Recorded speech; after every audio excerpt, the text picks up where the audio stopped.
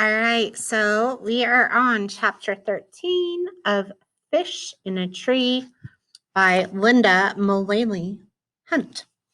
Okay, chapter 13 is titled Trouble with Flowers. It's the night of the holiday concert when we sing about Santa and dreidels and Kwanzaa. The best part is getting a new dress.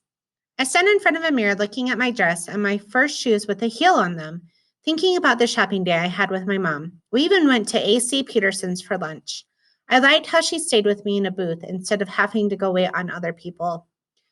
I love to sing, but I don't like our music teacher, Mrs. Muldoon. Max calls her Minefield Muldoon because you never can tell when she'll blow up over something.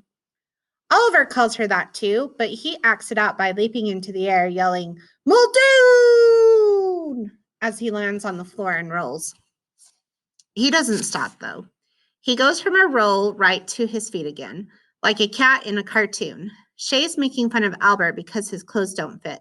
What's with the pants, Albert? She says. Did you get that outfit in the 3rd grade? Keisha whips around fast. Why do you always try to pull people down? She asks. Because some people deserve it. That's why, Shay answers. Deserve to be pulled down? Really? Keisha asks. Albert straightens his tie, which is the only part of his outfit that fits. He's even wearing his sneakers with the backs cut out. You know, he says, logically, if a person was to pull another down, it would mean that he or she is already below that person. Keisha lets out a laugh so loud that Mrs. Muldoon shoots her a look. Keisha covers her mouth and tries to squelch the sound. That is perfect, Albert. Man, you really are a smart dude. She turns to Shay. You, on the other hand, are so low you could play tennis against a curb. Shay's eyes narrow, but before she can say anything, Mrs. Muldoon appears and tells us to line up. For the spring concert last year, before I had a growth spurt, I had to stand in the front row. I liked when Travis called me a dime among pennies, but this year I get to stand toward the back of the line with the taller kids, right next to Keisha. I look over at her. I love how she stuck up for Albert. She had the guts that I didn't in the cafeteria. I wish I could be braver. We all stand waiting to file into the auditorium. Oh, Mrs. Muldoon, I love your dress, Shay says. Mrs. Muldoon lights up like a bulb. Why, thank you, Shay. Your parents have raised such a nice young lady. Oh, thank you very much, Mrs. Muldoon, Shay smiles. But when she turns away toward Jessica, she rolls her eyes and keeps glaring at Keisha. I decide I won't think about how mad she makes me, and I'll think instead about how all the girls get to carry a bouquet of flowers. That's the good news. The bad news is that they have been donated by Jessica's father, the florist. It's nice of him, but Jessica hasn't stopped bragging about it. Mrs. Muldoon walks down the line, handing out the most beautiful bouquets I have ever seen. Like the ones that brides carry, dark red ribbons that wind around the stems like a barbershop light pole. Ribbons dangle from the bottom, too. She hands my bunch to me, and I smile, thinking of how much my mom will love to see me with them. Keisha leans in to smell them and runs her fingers over the tops of the flowers. Then one of the white buds falls off and bounces on top of her shiny black shoe. Mrs. Muldoon is there in a second. What do you think you're doing? Mrs. Muldoon grabs the flowers from Keisha's hands. Keisha looks up. No, please don't. I didn't mean. These flowers are a gift. And if that's how you're going to treat a gift with a complete lack of respect and gratitude, then you, Keisha Almond, will be the only girl without flowers. But Mrs. Muldoon, Keisha says, I really didn't. Mrs. Muldoon holds up her hand like she's stopping traffic. I don't want to hear it. You'll have no flowers, and perhaps you'll remember in the future how a lady behaves. See, Shay says to Jessica, people do get what they deserve. I stand behind Keisha, but I wish I could see her face. I wait for her to say something back, but Keisha doesn't say anything. Although I can't see her cry, I hear her sniff, and I see her brush her cheek with her fingertips. And I watch a mind movie of me being the only girl without flowers marching in to see all the parents. and the look on my mom's face. How she'd be sad. She'd be the only sad parent in a sea of smiling ones, and how I'd feel like I was less than everyone else. No one should ever feel like that. I feel my fingertips dig into the center of my bouquet to separate the thick stems. It takes some twisting to work half the flowers out of the fancy ribbon, but I put some muscle into it. Stems crack and leaves and petals fall, spinning in the air, landing all around my shiny new shoes. Mrs. Muldoon has turned to stare. Her mouth is open wide enough for a bird to build a nest in. I hold her gaze as I hand half the flowers to Keisha. Well, she can have some of mine then.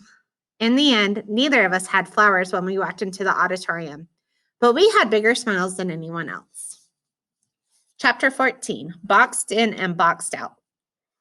Okay, my Fantasticos.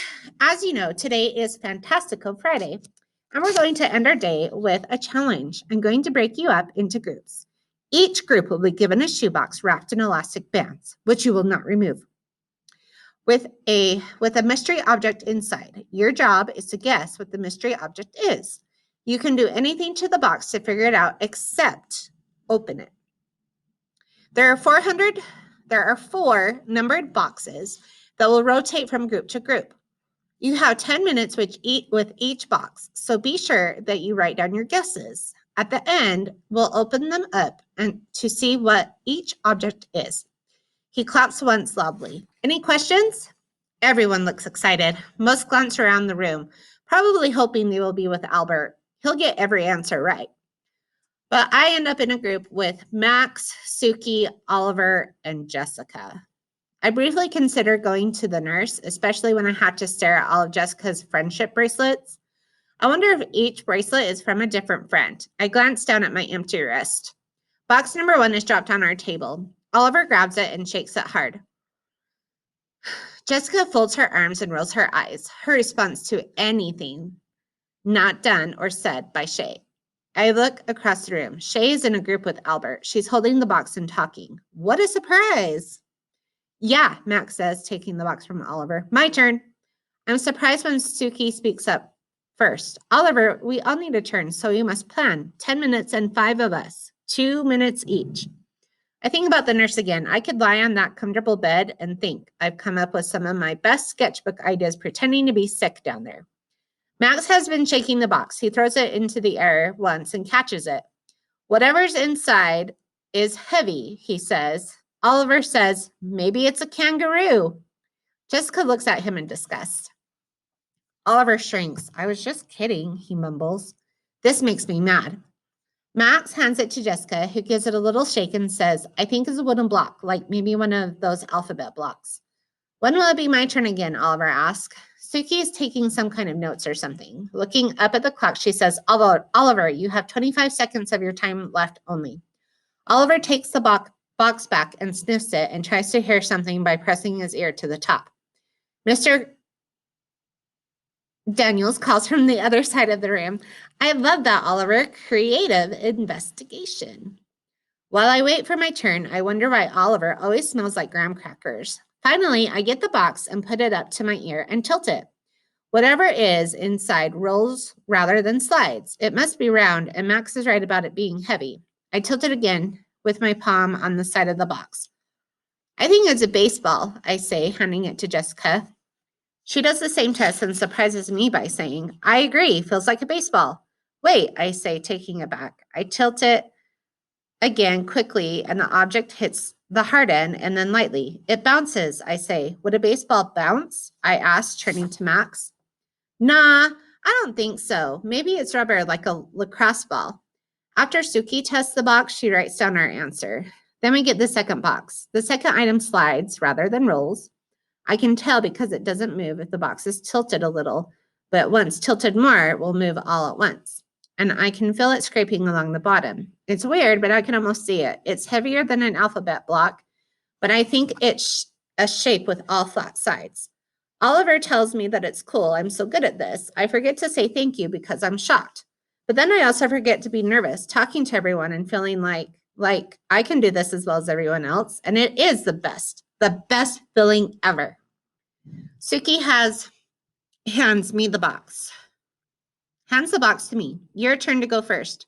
The third box is harder, but I guess it's in the shape of a magic marker, but much bigger and heavier as it slides one way and rolls the other. I glance over at Albert, who's listening to Shay talk again. Keisha is doing the talking in her group, but she's making everyone laugh. I wish I knew what they were saying. When Mr. Daniels delivers the fourth box, he stays. While Max tries to figure out what's inside, Jessica constantly compliments him on everything short of breathing. Max tells us that he thinks it's something light because it doesn't hit the sides hard. When it's his turn, Oliver looks up at Mr. Daniels. So what do you think there, Oliver? I can see Oliver wants to be right. He tilts and shakes and decides it's a quarter. Mr. Daniels nods and pats him on the back. That's an excellent guess. Oliver, well done. Am I right? Oliver asks. You'll have to wait and see, Mr. Daniels shrugs. Can't you just tell me now? Sorry, bud. Oliver seems disappointed. Then he looks up at me. Pulling out the box, he says, Here, Ellie, you're the best at this. Jessica's face looks like if she let out all that pressure, she'd fly into the air like a rocket to the moon. Allie? Mr. Daniels asks. Huh? Sorry. Sometimes when I think, I forget to talk. He laughs a little. I hold the box in front of me with the long side almost touching my stomach. I tilt the box front to back and then side to side. This doesn't make sense. What are you thinking, Allie? He asks. Well, I begin. If I tilt it back to front, the object hits the long sides of the shoebox. But if I tilt it side to side, the object doesn't hit the short sides. In my mind, I see the object must be the size and shape of a magic wand because it moves a lot when tilted in one direction, but not when tilted in the other. What? Oliver asks. It doesn't make sense, I say. I look down at the box and shake it side to side hard. I can't get the object to hit the sides of the box. The more I shake it side to side, the more it hits the top and bottom of the box. Confusing. I look up at Mr. Daniels and his half smile and scrunched eyebrows. Wait a second, I smile. Would you trick us? What do you mean, trick you? I shake it again, tilt it some more. The object hits some sides, but not all sides. Did you tape it or tie it to something? His eyes widen and he smiles, and then he laughs. He laughs loud, bending over and resting his hands on his knees. And then he swings his head to the side to look over at me. By this time, the whole class is watching him. Wow, Allie Nickerson, that's amazing. I have done this with over 100 kids, and no one in all of those times has ever been able to figure that out. He reaches over and takes the box. Taking the elastic bands off, he opens the box to show us what's inside. It's 2 glue sticks tied together with string, and then the ends of the string are taped to the sides of the box, leaving the glue sticks hanging in the middle. He comes over and does something a teacher has never done, even once in my whole life. He high-fives me. Okay. All right, that's the end of chapter 13. Bye, guys.